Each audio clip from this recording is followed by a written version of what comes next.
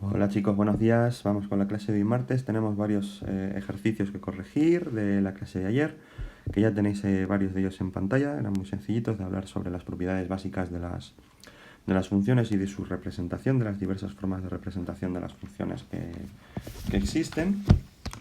Entonces ahí tenemos en pantalla los ejercicios 1, 2 y 3 de ese primer punto. En el primero, bueno, pues nos pedía con esa gráfica de la función que describía la temperatura a la que sale el agua de un grifo, que se mantiene un rato abierto y nos pedía que cuáles son las dos variables. Bueno, pues ahí tenéis la variable independiente, que es la que va en el eje de las x. Es importante, la independiente siempre en el eje de las x, el tiempo, la dependiente en el eje de las y, en este caso la temperatura, ¿vale? Porque la temperatura depende del tiempo que lleve abierto el grifo. Porque es una función, es importante que para cada valor de la x, para cada valor de la variable independiente, exista una única posibilidad, un único valor de la variable dependiente, ¿vale? Y después nos pregunta por el dominio. El dominio es el conjunto de los valores de x para los que existe la función. En este caso, fijaos que existe entre el 0 y el 6 de las x, por lo tanto, el dominio será el intervalo cerrado 0, 6, ¿vale? Cerrado, os recuerdo que los corchetes significan que el 0 y el 6 los cogemos. Y el rango o el recorrido o imagen de la función, que en este caso es la amplitud de las i's, que va desde el 10 al 60, bueno, se queda un poquito por debajo del 60, no llega, y aquí nos da como solución del 10 al 58. En el ejercicio número 2 nos pide decir el dominio y recorrido de esas tres funciones, pues lo mismo. Siempre teniendo en cuenta que el dominio es el conjunto de valores de x para los que existe la función, en este caso mirando de izquierda a derecha, entre el menos 1 y el 4, y el recorrido, pues mirando en el eje de las i's, entre el menos 2 y el 3. Lo mismo para las otras dos, tenéis ahí las soluciones. Para el ejercicio número 3 nos pide representar una función que cumpla con esas características, que el dominio y el recorrido sean respectivamente, pues menos 2, 5 el dominio y 2, 7 el recorrido. Y después que inventemos otra con un dominio de 0, 5 y de recorrido el número 1 solamente, ¿vale? Cuando viene entre llaves en lugar de entre corchetes o entre paréntesis, significa que solamente el número que viene, o el número, los números que vienen entre las llaves, pueden ser valores de la función. En ese caso sería una función constante con valor 1, ¿vale? La veis ahí a la derecha.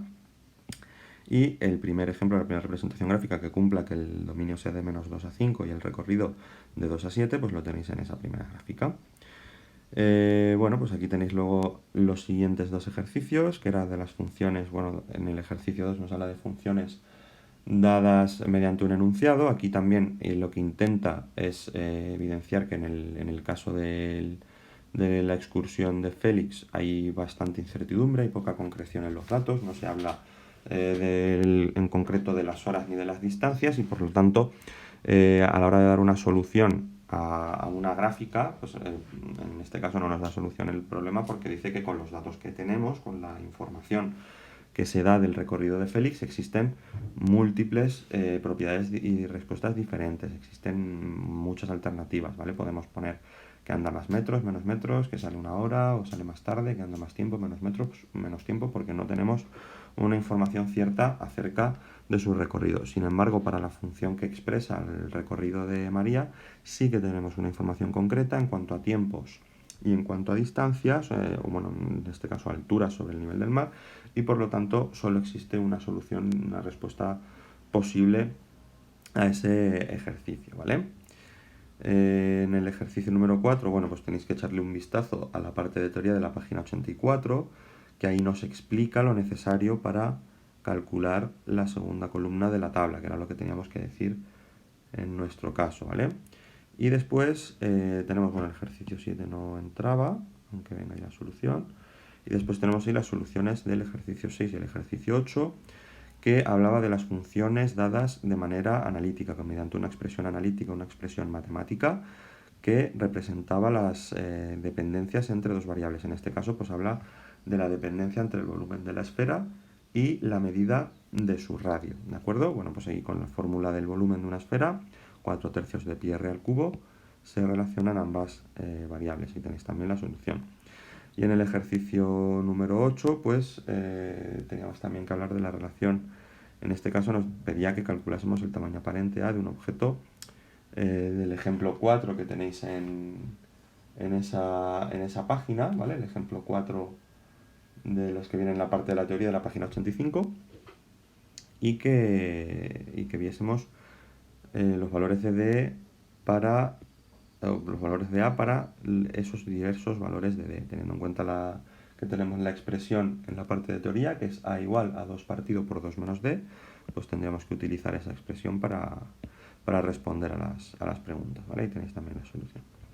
Bien, después de esto teníamos para hoy ver la teoría de los puntos 3 y 4, ¿vale?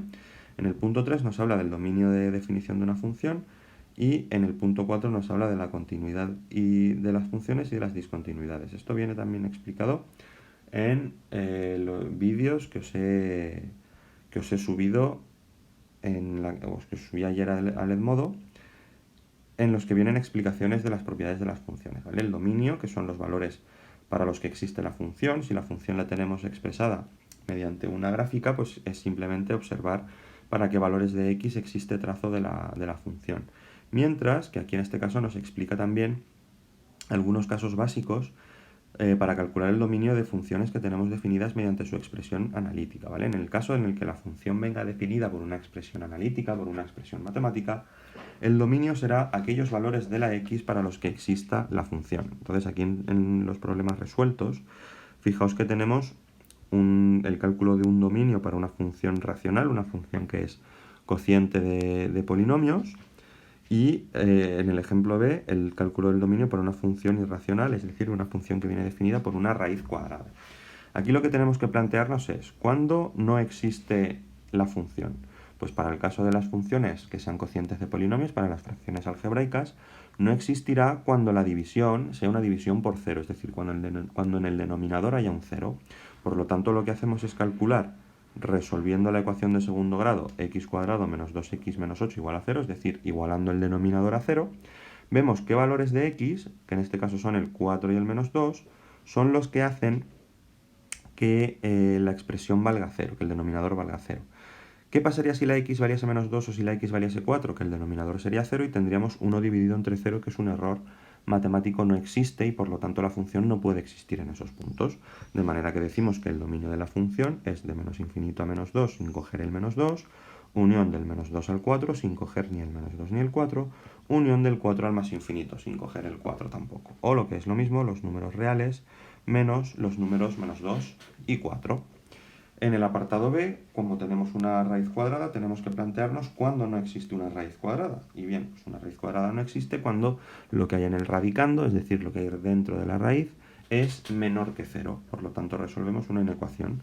Cuando x más 5, que es el radicando de esa raíz, es mayor o igual que 0, pues resolvemos la inecuación. Es muy sencilla, simplemente pasándonos el 5 restando al otro lado.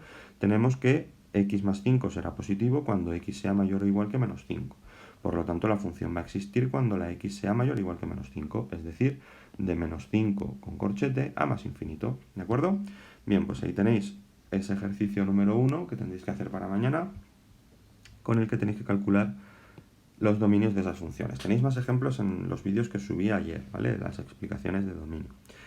Después tendríamos que ver el punto 4 también, ¿vale? Tendréis que hacer ese ejercicio 1 de la página 86 y luego del 87 el 1 y el 2 que habla de continuidad. Tenemos aquí también la teoría, os leéis la página, muy sencillo. La idea de continuidad es que una función es continua si se puede dibujar mediante un solo trazo del boli o del lápiz, ¿vale? Entonces, por ejemplo, mirad las gráficas que hay arriba, de esas tres gráficas que vienen A, B y C. Fijaos que si yo cojo el lápiz e intento dibujarla, aquí, cuando llego a esa línea discontinua, tengo que levantarlo para poder seguir con la función en el trazo de abajo. Luego ahí tiene una discontinuidad. Cuando x vale a, hay una discontinuidad y esa función no es continua. Lo mismo pasa en la b. Puedo dibujar esa parte de la función, pero después tengo que levantar el lápiz y continuar con la parte que hay a la derecha. Luego también es discontinua. Y en el apartado C, fijaos que como hay un punto que no pertenece al dominio en medio de esa curva, tengo que levantar también el lápiz para salvar ese punto, por lo tanto también tiene una discontinuidad en ese punto de x igual a. Luego tenéis tres ejemplos de discontinuidades. Después, en los ejemplos de abajo, fijaos que tenemos una función, en este caso habría una discontinuidad en cada valor entero de las x, o en esta gráfica de la derecha, ahí sería una función continua, porque fijaos que toda la gráfica la puedo dibujar con un solo trazo del dibujo, del lápiz, ¿vale? Sin levantar el lápiz del papel.